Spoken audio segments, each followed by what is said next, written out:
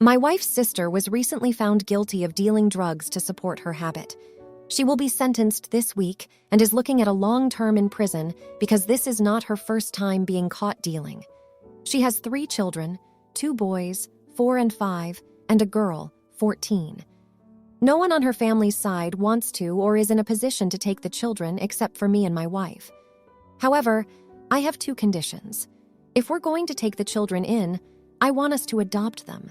I don't want 50 people looking over our shoulders trying to tell us what to do.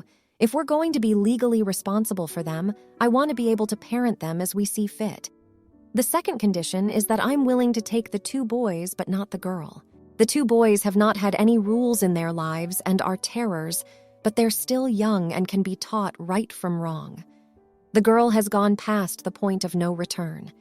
She's been suspended from school several times for things like fighting and smoking illegal substances on school grounds. She's also stolen from us and other family members. She's dating a gang member who was arrested on a home invasion charge, but was released because it was his first time and he's underage. This is a mess, and we've been arguing about it for an entire week. I don't want to risk our financial and personal security, but my wife argues that we can't just throw her away. At this point, we're not even sleeping in the same bed, but I'm hesitant to open our house up to the girl and her lifestyle. My wife argues that if we don't take her, she'll go into foster care, but I pointed out that if we don't take any of them, they'll all go into foster care. Edit. This is a repost from my original post in another room, which was taken down due to some details about the girl's boyfriend. I removed those details. Update. I left out a lot of info because I was in shock and still am. We're both in our late 20s, have been married for a little over 2 years, have no kids, and I just graduated with my advanced degree last year. Last month we were talking about maybe having kids when we're in our ID 30S male and about where we want to go on our Christmas vacation. Last week my wife came home, sat me down, and told me we're taking in 3 kids. I know nothing about adoption laws, child protective services, CPS, or anything related to raising children, much less troubled children. I knew what was going on with her sister and was told my wife's parents were going to take the kids in. Apparently, they decided they are too old to take care of 3 kids. Of everyone in her family, we are the most financially secure and have a house, so when everyone backed out, she volunteered without asking me. That was the crux of our argument until I realized that it was happening with or without my agreement. That's when I told her we can take the boys but not the girl, which started another round of arguments. I've never raised any kids, so I know I can't deal with the baggage that the girl will bring into our lives. I can't begin to tell you all how shocking the whole thing is. Sometimes I feel like I'm outside watching my life spin out of control.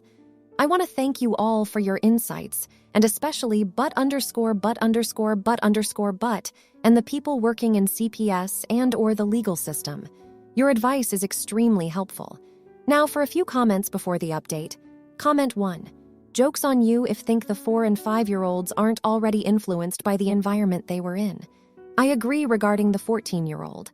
She doesn't need to be around the little ones and she'd just be a liability to you. Comment 2. Removing the details doesn't change the fact that a 22-year-old man being intimacy with a 14-year-old girl isn't a boyfriend, he's a rapper. Comment 3. The girl has gone past the point of no return. You're the idiot. What a terrible thing to say about a literal child. Now for the update. After months of soul-searching and conversations that stretched into the night, we've made some decisions and experienced changes that I would never have believed possible. We initially took in the 2 boys, and the transition was, let's just say, a roller coaster. The lack of structure in their lives had really taken a toll, and the first few weeks were a crash course in patience and parenting. We stuck to a strict routine, enrolled them in counseling, and most importantly, showered them with the love and attention they were starved for. Slowly, we started to see changes. Their grades improved, they began to make friends, and the outbursts became less frequent. But the situation with their sister, let's call her Lily, kept us up at night. The thought of her falling through the cracks was haunting us. After a particularly emotional conversation, my wife and I realized that if we were going to do this, we had to commit to all 3 children. But before we could reach out, we received a call that changed everything. Lily had been arrested. It was a wake-up call for her. She reached out to us from the juvenile center, her voice a mix of fear and regret. We visited her, talking through a pane of glass, and the girl who sat before us was a shadow of the tough exterior we'd seen before. She asked for a chance, just one chance to prove she could be different. That was the turning point. We started the process of adopting all 3 children. We got Lily into a rehabilitation program, and once she was back with us, we established clear rules and consequences. Her road was the bumpiest. There were nights we felt we'd made a mistake, but those were eclipsed by moments of pride as she made strides in her recovery. Her boyfriend? He's out of the picture. She ended it, said she wanted a better life. That was a battle won, but the war wasn't over. She struggled, stumbled, but she kept getting back up. We made sure she knew we had her back. Today, I write this update with a heart so full it might burst. Lily graduated high school. She did it. There wasn't a dry eye in the house as she walked across that stage, a milestone that seemed so out of reach just a year ago. The boys, they're thriving. One made the soccer team and the other found a passion for art. They're different kids, happy, adjusted, and secure. Financially, it hasn't been easy, but we adjusted our budget, and the community support has been beyond anything we could have imagined. People really do come together in times of need. We've made new friends and built a support network that's priceless. In the end, this experience has taught us about resilience, the power of love, and the unexpected capacity of the human heart to expand. These kids are no longer the children we took in. They're our children, full stop, and our lives are immeasurably richer for it. Now, for the comments. Comment 1. You're the idiot for initially not considering Lily. It's great you stepped up later, but the delay could have been crucial. Kids need immediate support, not an afterthought. Glad it turned out okay, but that initial hesitation? Not cool. Comment 2. Not the idiot. You guys are heroes. Not everyone would take on such a responsibility, and you've clearly made a massive difference. Financial struggles are tough, but the community's got your back because you're doing something amazing. Keep it up. Comment 3. Not the idiot at all. You've literally changed those kids' lives for the better. Taking in 3 children is no joke, and the fact that you've helped Lily turn her life around after an arrest is nothing short of incredible. It's a testament to what love and a stable home can do. Hats off to you. Now, for the next story. My girlfriend and I are 23 years old, and we are fresh college graduates. We have been together since we were 14 years old. I first proposed to her when we were 20 years old, and she said she wasn't ready and wanted to focus on her studies. I just proposed to her again yesterday, and she said she wasn't ready and wanted to establish her career. I just decided to end it. We have been together for 9 frigging years, and she still didn't want to marry me. She thinks her career is more important than me. I don't want to wait for her anymore. Now, for a few comments before the update. Comment 1. So many intense reactions from posters who have zero sense of what is appropriate. If your paths don't line up, you break up. That's not a jerk reaction. The jerk reaction would be bullying your ex-girlfriend and calling her names because she rejected your proposal. Comment 2. You want different things. There is no shame in that. She wants to focus on her career and you want to start domestic life. Go out and see what the world has to offer. Comment 3. No idiots here, neither of you. Good luck, buddy. But next time have a conversation about marriage, not only the proposal, also you are 23, you have plenty of time. Now for the update. It's been a month since the breakup and I thought time would heal, but the wound feels rawer with each passing day. Last week I heard through mutual friends that she's been promoted. I should be happy for her. She's worked hard for this. But it's a jarring reminder of the chasm between us now. It stings knowing that her career, the very thing that drove us apart, is thriving while I'm here, struggling to piece myself back together. The silence of our apartment is suffocating. I still find traces of her everywhere. Her favorite mug in the back of the cupboard, or the photo of us hidden behind books on the shelf. It's these moments that hit the hardest, like a punch to the gut, and it feels like I'm reliving the breakup all over again. I tried reaching out to her a couple of weeks ago, not to reconcile, but to find some semblance of closure. She didn't answer my call, and the message I left remains unanswered. I'm starting to accept that maybe this is her way of moving on, by creating distance so wide that our past can't possibly bridge it. And in a cruel twist of fate, our dog, which we adopted together 4 years ago, passed away suddenly last weekend. I'd like to believe she would have wanted to say goodbye, but I couldn't bring myself to call her. Dealing with that loss without her has been one of the hardest things I've faced alone.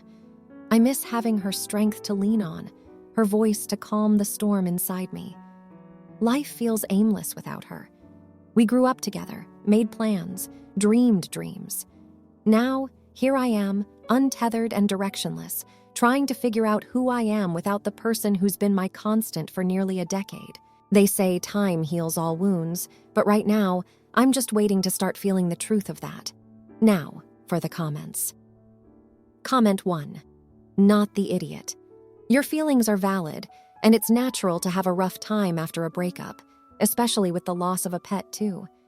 It's hard to see someone move on and flourish without you. Give yourself time to grieve and consider some counseling to help you navigate through these emotions. You're human, and it's okay to feel lost right now. Comment 2. You're the idiot for reaching out to your ex.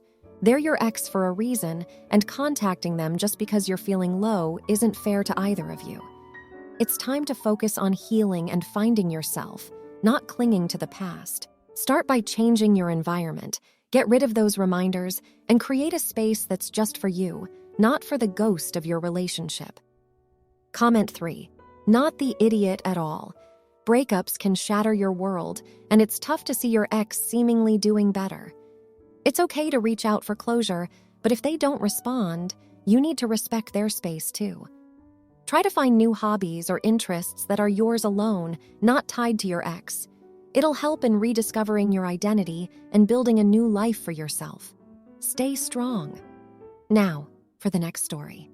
I, 25-year-old female, and my boyfriend, 26-year-old male, have been in a relationship for 4 years now. My boyfriend has a thing where if anything interrupts his peace, he gets very upset.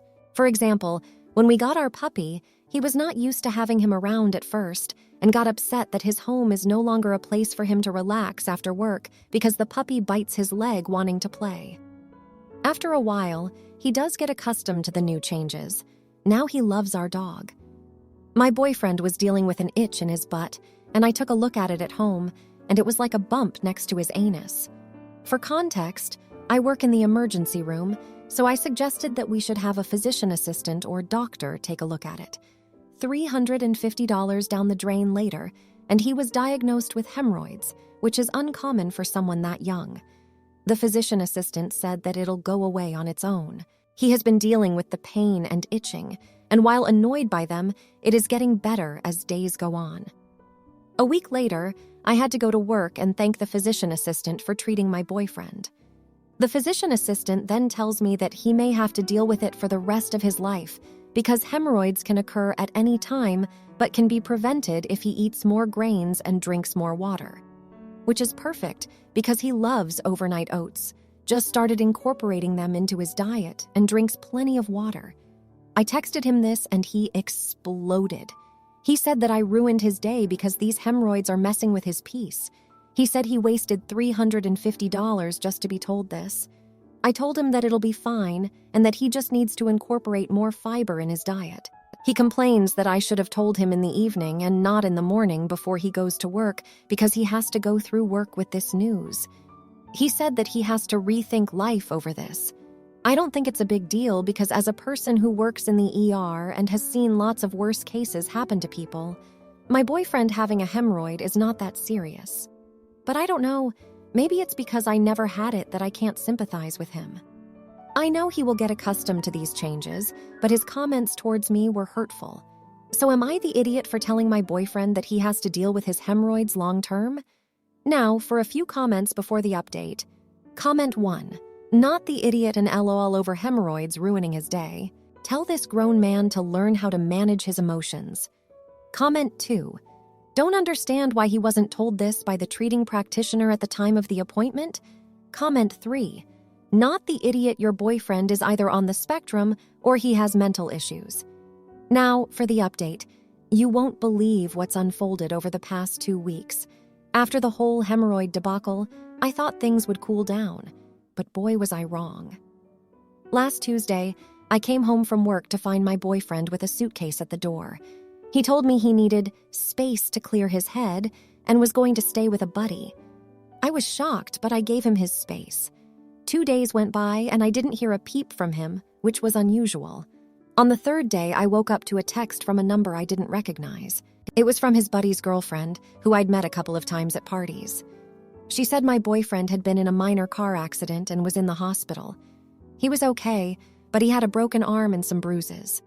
I rushed to the hospital, and that's where things took a turn. Sitting in the hospital room, he broke down. Turns out the accident was caused by him being distracted over the argument we had about the hemorrhoids. He admitted he's been internalizing stress from work and our relationship, and the hemorrhoid situation just tipped him over the edge. He apologized for lashing out at me and said he's been feeling inadequate because of his health and some financial troubles he hadn't told me about. The wild part? While he was in the hospital, his phone kept buzzing nonstop. I glanced and saw a series of messages from his ex-girlfriend, the one he always assured me was just a good friend now. With his permission, I read the messages and discovered they'd been meeting up regularly. He insisted it was just for coffee to catch up, but she was clearly still into him, sending flirty emojis and suggesting they go on a trip together for old times' sake. I was floored. We had a long, tearful conversation in that hospital room. I realized we'd stopped communicating and things had been simmering under the surface for a long time. His accident was a wake-up call for both of us. He's now attending therapy to manage his stress, and we're going to couples counseling to work on our issues. It's going to be a long road to rebuild trust, but the accident made us realize how quickly things can change, and we don't want to take our time for granted. Oh, and as for the hemorrhoids, he's actually been following the diet advice and is feeling a lot better, so maybe that part's looking up at least. Now, for the comments. Comment 1. Not the idiot. Stress can make us all a bit irrational, and it's clear that the accident was a result of many underlying issues, not just the argument itself. It's great to see you both recognizing the problem and taking steps towards couples counseling. Therapy is a sign of strength, not weakness. Plus, glad to hear about the dietary victory over the hemorrhoids. Comment 2. You're the idiot for snooping through his messages while he's in the hospital. Sure, he's got issues, but that doesn't give you the right to invade his privacy. You should be focusing on his recovery and your relationship, not stirring up more drama with his ex. Trust is a two-way street, and you just put up a roadblock. Comment 3. Not the idiot. The fact that you found the messages but chose to have an open conversation instead of blowing up shows maturity. Life threw you both a curveball, and it seems like you're ready to catch it and move forward together. It's commendable that you're willing to work on communication and trust. Keep at it, and best wishes on the road to recovery, both for the relationship and the pesky hemorrhoids. Now for the next story. Would I be the jerk if I photoshopped the color of my sister-in-law's dress in my wedding photos? My husband and I recently got married, and it was hands down one of the best days ever. Everything went off without a hitch except one thing. My sister-in-law wore a long white dress to the wedding. It did have a slight pattern to it, but it was very obviously white, and it looks off in pictures. She was told many times by her family not to wear white, but did it anyway. I never said anything about it as to not start drama, and I just feel as though it was a waste of energy to let that get to me. My main issue is how the photos turned out. The pictures look off, and it's distracting seeing 2 long white dresses, especially with the way we were positioned. I want to Photoshop it to a blush or champagne color so we can display the pictures, and that way it wouldn't be a dramatic change. Would I be the jerk since I never personally said anything, or should I just do it? Now, for a few comments before the update. Comment 1. When she asks, just say, "What are you talking about?" Isn't this exactly how everyone was dressed? It's not like anyone would have been uncultured enough to wear white. Comment 2. Absolutely Photoshop it and post it everywhere. It'll be hilarious watching her try and complain without admitting that she was doing the wrong thing. Comment 3, just do it. They are your photos and your special day. Kudos to you for not causing a scene. Not the idiot now, for the update. It's been a month since I posted about my sister-in-law wearing a white dress to my wedding, and I wish I had better news, but things have gone south since then. I did go through with the photoshopping idea, and the photos looked great. We had them all over our social media and our home, but my sister-in-law found out. She showed up at our place unannounced, completely distraught. She saw one of the edited pictures on our wall, and she broke down. She said she felt humiliated and that we had made a mockery of her. The fallout from this has been a nightmare. My spouse is upset, caught between family loyalty and supporting me. My in-laws are siding with her, saying it was a petty move on my part. What's worse, we found out she's going through a divorce, and the white dress was some ill-conceived statement of her own. I can't help but feel like my action pushed her over the edge emotionally. To make matters even more unbearable, during one heated argument, my spouse let slip that they knew about the dress beforehand, but didn't think it would be such a big deal. It feels like my trust has been shattered. I'm reeling not just from the drama with my sister-in-law, but from what feels like a betrayal from my partner. I'm now in a position where I have to navigate mending relationships with my new family, all while my own marriage is under strain barely a month in. I'm seeing a therapist, but every session ends in tears. I thought I was making a small, inconsequential choice for our happiness, but it's turned into the biggest regret of my life. Now, for the comments. Comment 1, not the idiot. Wearing a white dress to someone else's wedding is a huge no-no. It's common knowledge that it's disrespectful, and if anything, your sister-in-law brought this on herself. Going through a tough time doesn't give anyone a free pass to disregard wedding etiquette. Photoshopping her dress was a bit passive-aggressive, but honestly, it's your wedding, your memories. If she wanted to make a statement, she could have chosen a different occasion. Comment 2. You're the idiot. Look, I get it. The white dress move was a low blow, but photoshopping her out of your memories, that's cold. She's family, and family is messy. They make mistakes, especially when they're hurting. You could have handled it with grace, but you chose to erase her during a low point in her life. This could have been an opportunity to show compassion, not further the divide. Comment 3. Not the idiot. Your wedding album is no place for someone else's statement. Your spouse should have given you a heads up about the dress, and you both could have addressed it before the big day. The fact that they didn't is on them, not you. You're entitled to feel betrayed. Don't feel guilty for wanting to preserve the sanctity of your wedding day. Therapy is a good step towards healing. Hang in there. If you liked this video, you'll probably like these too. Also, while you're here, please consider subscribing. It's your support that keeps this channel alive and allows me to make better and longer videos. Have a great day.